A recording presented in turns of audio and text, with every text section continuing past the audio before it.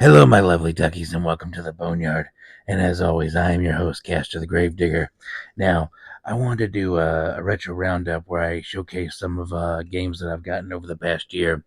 And over the past year, I've actually acquired a lot of games, and some expensive, some inexpensive. But I just want to show a couple heavy hitters, and also something that I got brand new. So without further ado, let's get right into it. So these games are kind of expensive-ish. At least for the most part, they're at least $60 and up. So but the first game I got is actually not really that expensive. But I just got it in the mail, and I thought I would go over it. So we got Insector X for the Sega Genesis. Now I've never, ever, ever had seen this game before. Um, I had no idea what it was, but but I got it and I was like, okay, let's try it out. So basically, it is it's a shoot 'em up basically. So you put your that guy right there, and it's all insect based as you can tell. So it's a big insect theme. So you're just flying through and just shooting things, and the backgrounds are actually pretty good. So for a game that came out in like 89, 90, it looks pretty darn good. Um, yeah, I've never heard of Sage's creation, so I don't know if they became another company or what, but I don't know anything about them. But um, let's look at the manual here. So we got all the different power ups and really cool artwork of some of the enemies. So it's like I said, it's all like it's almost like you're flying through a garden or something, and that may be what you're doing. But yeah, so really cool. Yeah, like I said, a really cool artwork there. I think that's actually supposed to be your guy. Yeah. And here's some of the enemies here. As you can see, yeah, all bug based. But yeah, it's a decent shooter or shoot 'em up. Nothing like too special, but it's not bad either. So it's kind of like in that middle ground where it's like it's fun, but it's not bad. So, but it's not like anything like, oh my god, I have to play it. But yeah, but this actually wasn't very expensive. Um, but yeah, I just wanted to show up because I just got off this weekend. So anyways, my lovely duck, let's get into our next game. So we're gonna actually show off a couple, actually two here at once. So we got Castlevania Circle of the Moon, which is not actually expensive, but it's like $25, but whatever, show it in there anyways. And we got Castlevania Harmony of Dissonance. Now I'm gonna pop this into the old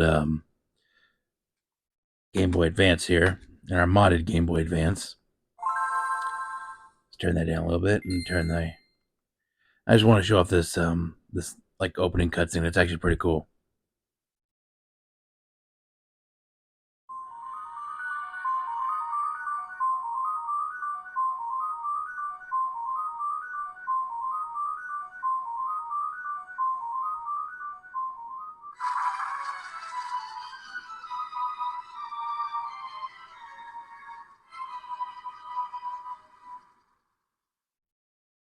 Yeah, actually, I thought that was just actually pretty cool. I just wanted to show that off. Besides, I just love Castlevania. So, anyways, my lovely duckies.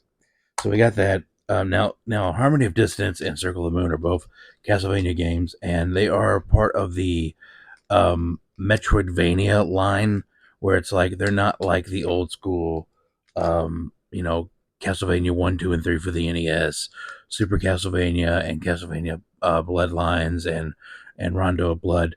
Um, there's like the old school ones. No, um, after these are made after Symphony of the Night, and Symphony of the Night was like um, the progenitor of like that style of Metroid going forward. So these are in the same vein as Symphony of the Night. They play actually very similar to that. And they're both great games. I've yet to beat them. I'm playing both of them right now. Um, Now, interestingly, I have two copies of this. I have a reproduction copy, and then I have this real copy right here. But yeah, I've been playing both of them, and they're really good. I think I like Distance a little bit better, but Circle of the Moon, I like it, but I kind of don't like its card system. But Harmony of Distance is actually really good. I like that. And Harmony of Distance is like I think it's like $60, so it's actually kind of expensive. And so, anyways, let's get into another we got another GBA game to cover. So we got The Legend of Zelda: The Minish Cap. Now this game is like $80 on eBay. Um, this is actually a pretty good game. Some people give it shit. I've not completed it. I'm actually playing this also. Um, so I'm actually very early into it, but so far I'm actually liking it. The mechanic is that um, Link basically shrinks and grows, and that's how you solve puzzles. So sometimes you need to be really miniature to solve a puzzle, and then then you need to like go through a small crack in the wall, and then you get big and you can pull a lever or something like that. Just it's mechanics like that. I actually really enjoy this. It is the same, like I think Toon Link, you know, the Four Swords kind of thing. So yeah, it's that branch of the timeline, but yeah, I kind of like it. And if you want to play this, you don't have to play it on the actual game. If you have the Switch Online with the expansion pass, this was recently added to the Game Boy or the GBA line, so you can play this on your Switch if you have the pass, or if you just want to get the pass, you can play this game on there. So anyways, Duckies. So let's get into another pretty, I guess, heavy hitter game. And this game was like $60, and I got this because I've everybody talks about it, and I've never actually played it. I know people are going to give me hell over it, but it's none other than for the Super Nintendo. Da da da, Final Fantasy 3, or as it's known in Japan, Final Fantasy 6. Yeah, see, growing up, I never had a Super Nintendo. I had a Sega Genesis. I was a Genesis fanboy. So, but anyways, so yeah, I never got around playing this. Um, I know a lot of people say this is their favorite Final Fantasy, and that's great. Personally, my favorite Final Fantasy, and I don't hear any groans. Okay, I'm tired of it. But Final Fantasy VII is the one I started with, with in the series. So that's the one that I enjoy, and that's the one I think is my favorite. I don't know if it's the best, but it's my favorite. I know this is the favorite of a lot of people, and some people say this is both their favorite and the best, but we'll see. I do know a little bit about it because I have people tell me about it. I know about the villain and all that, but I'm actually really excited to play this. So I cannot wait to actually really sink my teeth into it. So I just want to make sure when I get done playing games like this, that I can start on this. So I give it my full attention, because I'm always down for a Final Fantasy and a good RPG. So then we're gonna go into another Super Nintendo game. Now this is actually where we get into like the heavy hitters here. So this is actually a very expensive Super Nintendo game, and this is something I actually won off of a Facebook raffle, and yeah, and it was it's actually pretty good, and I never heard it before. But anyways, we got Pocky and Rocky, and the person that sent this to me, they actually uh, put it in the case because it's an expensive game. But yeah, this is about like almost $200. Um, for those who don't know, the game is actually you play as Pocky or Rocky, depending if you're playing, first player or two player, and it is a shoot 'em up. Actually, kind of weird. You play as this shrine maiden named Pocky. I'm pretty sure she has a different name in Japan, but anyways, you play as this little shrine maiden, and she throws out like the talismans, but she throws them out super fast, so it's like a shooter. It's like a top-down perspective shooter, except you're walking around the shrine and stuff, and clearing out demons and yokai and stuff, and this is actually really fun. I enjoyed playing this a lot. And also interesting on the back, as we got, it says, please return to C Censure Video, uh, Connor Courtenay, BC. So I imagine this is British Columbia, and the little maple leaf down there, I think it is. So apparently this came from a rental place in Canada. So that's actually kind of cool. Um, yeah, but the guy who I got this from it wasn't from Canada, so he got it. I was from someone else, but I always love like stuff on the back like this. Like I hate they put it on the label because it kind of messes it up. But Always like things like this because it adds a little bit of flavor to it, to a game. Kind of like oh, well, this was a nice rental copy somewhere. But yeah, so it's like a nice little piece of history. So that's really cool. I like that. But anyways, yeah. So this is a really cool Super Nintendo game. If you can't find it, like because obviously, $200 is a lot to throw down on a game. I understand that. But if you get a chance to play it, do so. So if you want to emulate it or something, that's fine. But yeah, I would definitely suggest this is really really fun game. And then finally, we're gonna have one more game that I'm gonna show off, and this is a game. I've been playing it for a little while, and I absolutely love it. It's actually my first purchase of a system, and that is, yes, Lunar the Silver Star for the Sega CD. Yep, Caster has a Sega CD finally, and this is the only game that I have for it. I plan on getting more Sega CD games in the future, but a lot of them are very expensive. So we'll see how that goes. So, but yeah, I absolutely love this. I found this actually. This was being sold um, in a game shop, actually here in Louisville. I found that there, and it was being sold for like $150, which was like a friggin' steal. You know, could not pass it up because this game goes like 200 something dollars, or give or take. But yeah, it's in a really great um, condition here. We got everything in here, and what I love about this, like this is old school, like the PlayStation cases here. Where like they're these huge long boxes.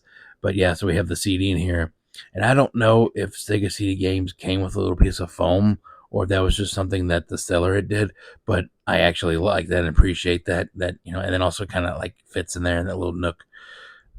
Keeps the disc kind of safe there. But yeah, here's the disc. So this is a RPG from Working Designs. They made quite a bit of RPGs back in the day for mostly Sega. Um, and they worked on the translations. I'm not actually sure who actually made this, or if this was just like made by Sega, but I'm not sure. I know it was translated by Working Designs, but anyways, this is a 16-bit. Um, this is a 16-bit RPG for the Sega CD, and it's really cool. It's got like really cool graphics and stuff. I like it. Really cool. It plays a lot like old school Final Fantasy. This came out about 1993, so plays like RPGs of the time. You play as the main character Alex, and you go on an adventure to try to become like a dragon knight. Stuff happens, and you gotta try to save the girl. And anyways, let me pull out the booklet here very gingerly. But we got the booklet here, and I always love this little note here from Working Designs in the corner here. So it says, "We are glad that you have chosen Lunar the Silver Star for play on your Sega CD system. We hope that you will continue to enjoy this and our other products for the Sega CD system due in part to your overwhelming request for a quote classic style end quote RPG. This game now rests in your hands. Um, Please continue to tell us what you want because we are always interested in what you think of our games and what you would like to see released in this country. Please drop us a line so we can bring you the best." Now, that is I don't know, that is like a um, attitude that I don't see a lot in gaming companies today, where it's like the customer is number one and this is what we want to do. Everything is for you, you know. Um, but anyways, so what's really cool is like because it's a Sega CD game, it's gonna have actual like CD quality music, so actual instruments playing and stuff. It does have some cutscenes in it, which is actually pretty cool. The cutscenes are all these like 16-bit. so they're all very graphical. 16-bit graphics. Sometimes they'll have like the mouth move up and down when they're talking. It's like mouth flaps from bad animation. But it also has some voice acting in it too. So there are some things where you get some voice acting, and it is American dubbed, and I think a lot of the people from Working Designs worked as doubled as voice actors, and so the lines are kind of delivered somewhat wooden and bad for that time, as you can imagine, like dubbing was for that time. But yeah, I played a lot of hours of this, and I gotta say I really really really enjoy this. There is a definitive version, like a on the PlayStation, called Lunar: The Silver Star Story Complete, where it's this game, but it's updated graphics.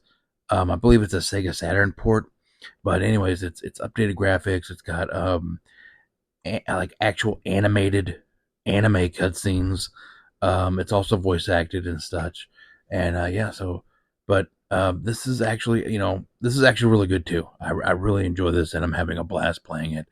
So yeah, I just wanted to show this one off with you, Duckies. This is actually like I don't know, like, not because it's necessarily expensive, but this is a gem in my collection. Even if it wasn't like the most expensive thing, I just like this game. I really, really enjoy this, and I really like. It's really getting me into the Lunar, the Lunar verse, I guess. But I know like these games are very expensive, so hopefully I can get them sometime down the line. I like to get all of them, but they are, like I said, they are expensive. Like there's like the one for the Sega CD called Lunar Eternal Blue. I don't know if that's a sequel or if that's just like a revision of this one, but I'd really like to play it, but it's really expensive. So if you can find this game or emulate it or whatever, I highly recommend it. It's a great classic RPG, and I love it. I'm having a blast playing it. But anyways, Duckies, I just thought I would just show that off to you. Um, but we're gonna have some more videos. I actually did a funny story. I actually did a Super Nintendo triple bypass video, and dummy me forgot to turn the mic on the entire effing time. So we'll see what happens with that. But I want to bring some more stuff to you, and I'll have more videos. I'd like to actually start getting back into anime videos. I haven't done those in a long time. I really want to do more anime videos with you, Ducky. Not just do gaming videos and gaming like repair videos and stuff. Even though I love doing it, there's other things I want to do and other things I want to talk about. I also want to do more comic book videos, like in independent comics. So if there's something you want me to discuss or talk about, please let me know in the comments. Please like and subscribe. I can't do this without you, Duckies. I need you, and I love you, and I thank you for watching this and subscribing. And so anyways, Duckies, stay safe and be good to each other.